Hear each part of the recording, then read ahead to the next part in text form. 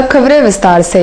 महिला आयोग के अध्यक्ष महुआ माझी ने सोमवार को एमजेएम अस्पताल खासमहल स्थित सदर अस्पताल का दौरा किया एवं मरीजों को मिलने वाली सुविधाओं एवं व्यवस्था का जायजा लिया। महिला आयोग के अध्यक्ष महुआ माझी सोमवार को शहर में रही और घूम कर उन्होंने एमजेएम अस्पताल एवं खासमहल स्थित सदर अस्पताल का भी दौरा किया। सदर अस्पताल में व्यवस्था देख उन्होंने अस्पताल के इंचार्ज से काफी देर तक पूछताछ की एवं दवाइयों की उपलब्धता पर चर्चा की।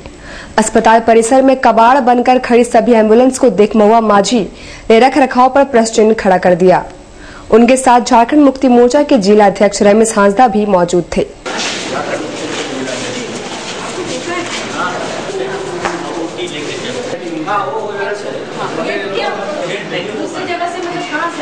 जैसे उनको चूंकि डिस्ट्रिक्ट की उनको 2000 सिरिंज मंगाना है तो सिस्टम में वो और इसके अलावा और क्या स्टाफ की तो कमी होगी। स्टाफ रियल स्टेटस ये है कि स्टाफ मेरे यहाँ डिप्रेशन पे है, सेंक्शन अभी तक हुआ नहीं है। स्ट्रेंथ जो है ना सेंक्शन नहीं है, प्लस कुछ आउटसोर्सिंग और NRHM जो एक स्कीम है या OD असिस्टेंट और फार्मासिस्ट जो भी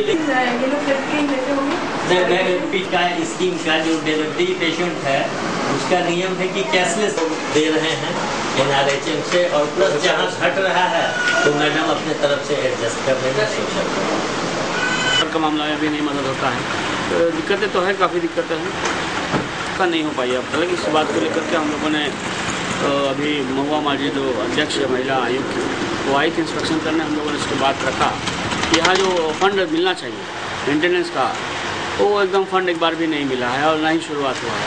यहाँ ये मैनेजमेंट कमेटी भी नहीं है, जिस वजह से यहाँ काफ़ी असुविधाएँ हैं। और सभी बातों को हम लोगों ने दिया, उसमें कहा कम। मानगो गरुड़बासा स्थित टीके मैदान में विधायक बन्ना गुप्ता आपके द्वार के तहत विधायक बन्ना गुप्ता ने लोगों की समस्याएं सुनी एवं त्वरित निष्पादन का आश्वासन दिया। मानगो गरुड़बासा में विधायक बन्ना गुप्ता ने जनता दरबार और विधायक आपके द्वार के तहत आम जनता से मुलाकात कर उनकी समस्याएं सुनी। काम को हम करने का पूरा प्रयास करेंगे। आप लोगों को कहना ये हम चाहते हैं कि देखिए आज पूरे हिंदुस्तान में दो विचारधारा चल रही है।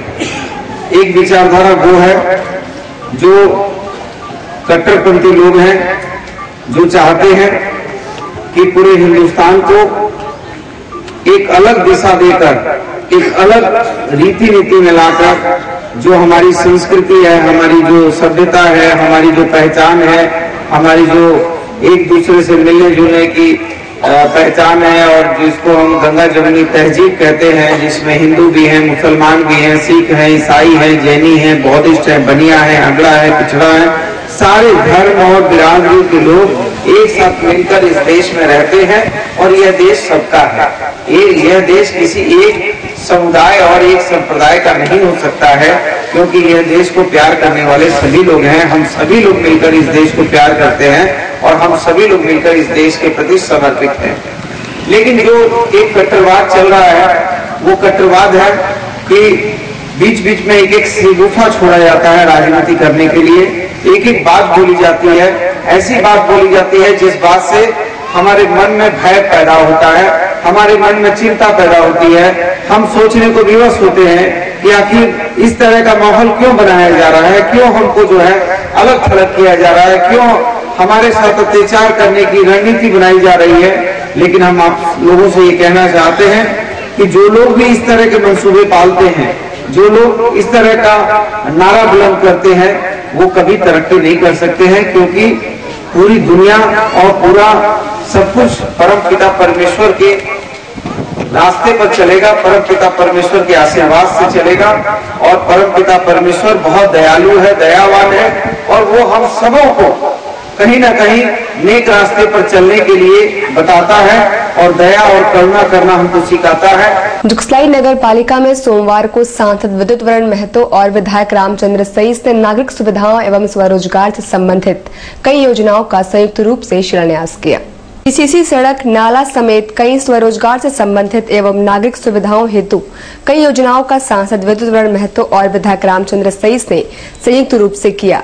इनमें 92,35,000 रुपयों की लागत से PCC सड़क व नाली भी शामिल है। इसके अलावा वर्षों से लंबित ओवरब्रिज निर्माण के लिए भी सारी औपचारिकताएं पूरी कर ली गई हैं। 92,35,000 के लागत से सड़क का निर्माण होगा और लगभग 44,33,300 के नाली। तो पिछले दिनों इसका मीटिंग हुआ था और खास करके हम लोग जहाँ देखिए नाली जहाँ जल बहाव में अगर बहुत जगह रास्ता उसका पानी आ जाने से लोगों को काफ़ी कठिनाई हो रहा, तो लोगों के एक ये था कि रोड के साथ साथ DCC पथ के साथ साथ तो नाली का रिपेयरिंग कर दिया जाए। और हम लोग भी उस सूची में अस्वस्थ थे और पिछले दिनों जो मीटिंग हुई थी जिला मुख्यालय में, उसमें हम लोग इस चीज़ को ध्यान दिए थे कि जहाँ सीवेज नाली अधिक खराब हुआ है उसको जो है हम लोग ठीक करें।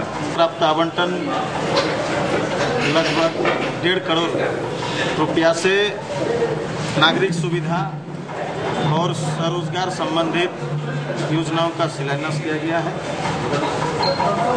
जिसका लाभ आम जनता तक पहुंचेंगे। हम आशा रखेंगे कि बहुत जल्दी इसका काम शुरू हो। शहर में अलग अलग स्थानों पर सड़क हादसे में मृत व्यक्तियों के परिजनों के साथ सामाजिक कार्यकर्ता बंटी शर्मा ने सोमवार को 1 दिवसीय उपवास व धरना दिया।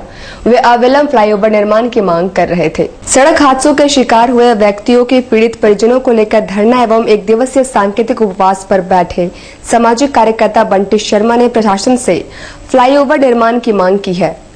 आज हम लोग सड़क दुर्घटना में मारे गए व्यक्तियों के परिजन के साथ 1 दिन का सामूहिक उपवास करने बैठे हैं और हमारी मांग है कि जल्द से जल्द शहर में फ्लाईओवर बनाया जाए और सड़क दुर्घटना में यदि कोई घायल होता है या मृत हो जाता है, स्वर्गवासी हो जाता है, तो उसके परिवार को तत्काल मुआवजा का प्रावधान हो। जैसे केंद्र सरकार ने अभी NH की स्थिति को देखते हुए घायल होने पर 30,000 रुपया और अगर कोई मृतक हो जाता है दुर्घटना से तो उसके लिए 1 लाख रुपया अपनी जवाबदेही समझते हुए निर्धारित कर दिया है, लेकिन हमारी राज्य सरकार इस पर कुछ नहीं सोच रही है।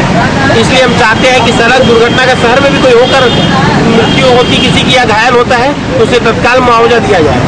विधायक बन्ना गुप्ता ने सोमवार को उपायुक्त से मिलकर कई मुद्दों पर वार्ता की, जिनमें कदमा सुनारी बॉर्डर क्षेत्र में TOP का निर्माण, मानगो क्षेत्र में स्ट्रीट लाइट आदि प्रमुख है।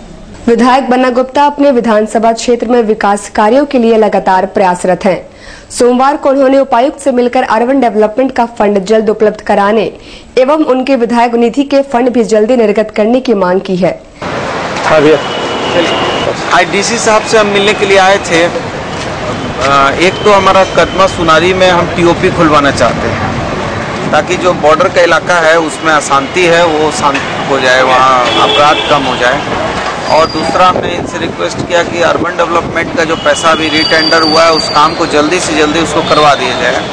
और तीसरा, मानगो में स्ट्रीट लाइट जितनी खराब हो गई है उस स्ट्रीट लाइट को ठीक ठाक दुरुस्त करवा दिया जाए। और चौथा, हमारे विधायक निधि का जितना पैसा है उसको जल्दी से हमने सारा प्रपोजल भेज दिया है, एस्टीमेट वगैरह आ गया, उसको पास करके हमको ऑर्डर दिया जाए ताकि हम जो है उसको तेज गति में काम कर सकें। और 15 नंबर में जो दूध डायरी है वो अभी तक हटा नहीं है।